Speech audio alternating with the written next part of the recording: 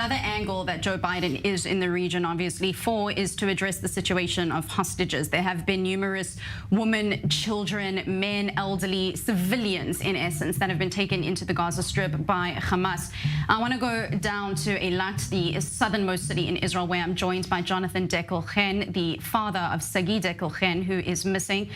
I'm not even going to begin to ask you how your family is doing, because I can't begin to imagine the unfathomable pain and devastation all of you must be going through. But I would like you to tell us a little bit about your son and how you found out that he was missing.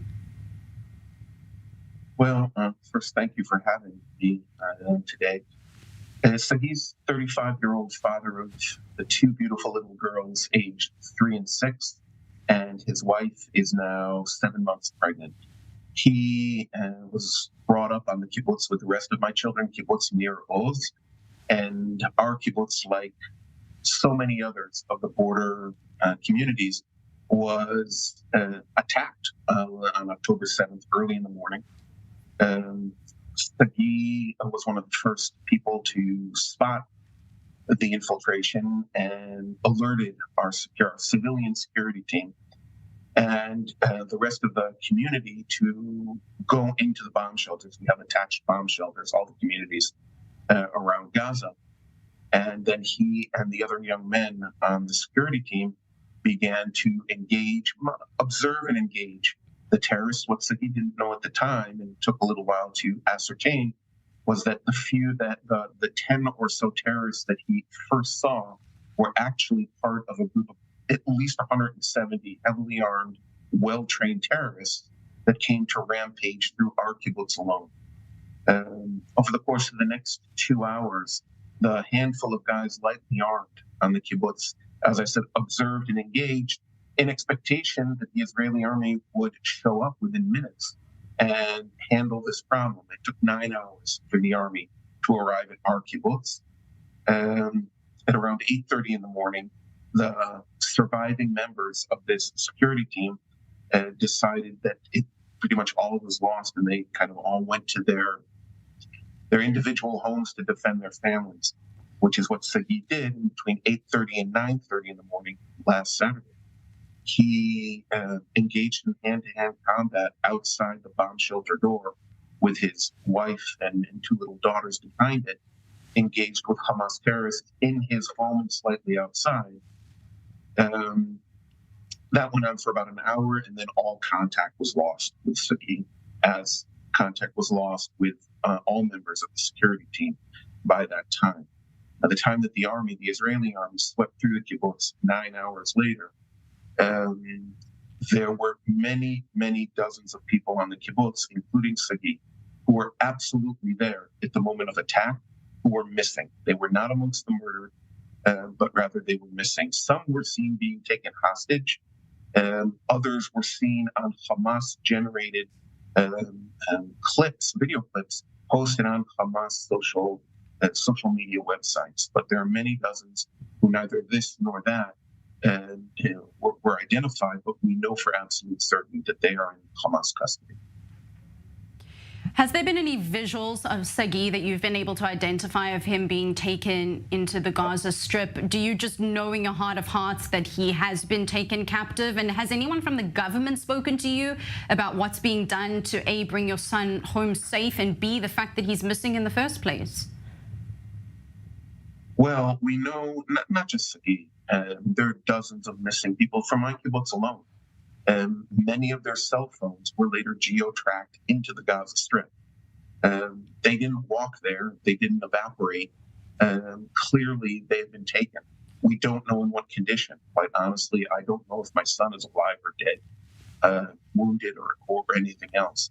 As far as contact is concerned with the government, we were notified that he is missing several days ago by an army officer came down here. Beyond that, we've had no communication. Our families had no communication with the Israeli government beyond that.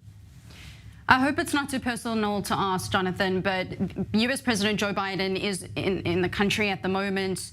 Obviously, a series of meetings, both with political and with military officials in the country, but no doubt also going to be meeting with those dual citizens of both American and Israeli nationality that have got loved ones that have been kidnapped, missing, or perhaps have actually died at the hands of Hamas.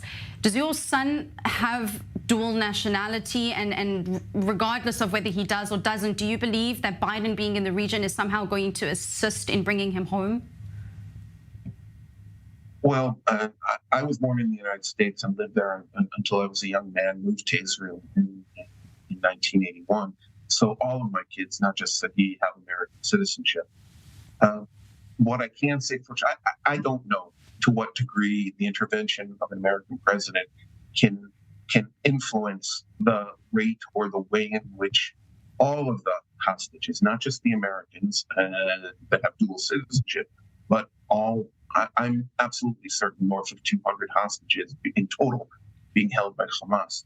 I can say, however, that unlike my own government here in Israel, the United States government, through the State Department, through the embassy, and even through conversations, video conversations with President Biden, I have absolutely no doubt that the president himself and the administration are entirely committed to the welfare of these hostages, both the dual citizens and those of other nationalities, including the Americans, including the Israelis.